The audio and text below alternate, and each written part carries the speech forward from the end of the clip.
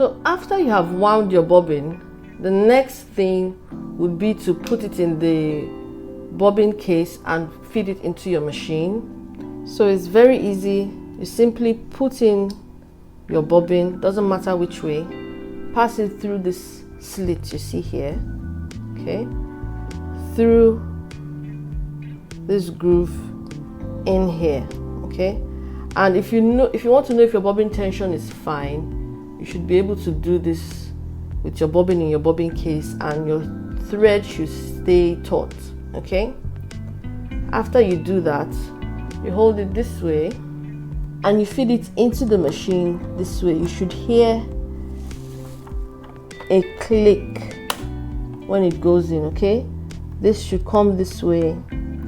This lever that we held here, which helps you take out your bobbin, should go on this side with this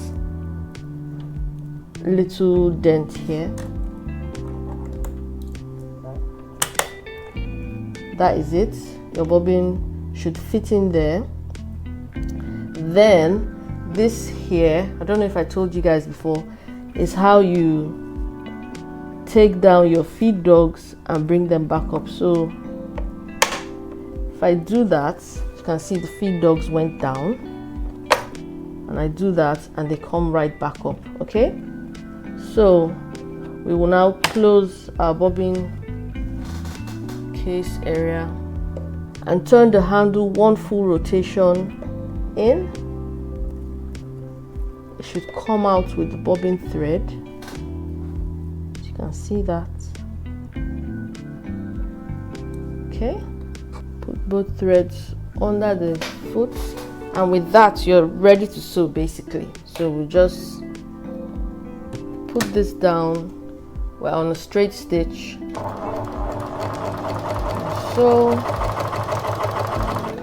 okay.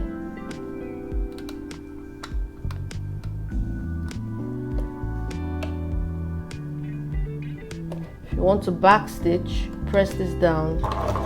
Takes the back stitch. Go forward again. And I know I haven't shown you guys the IDT foot in work.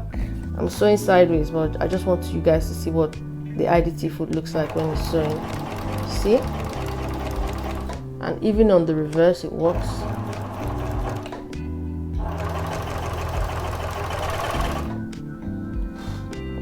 Take this up, push it out.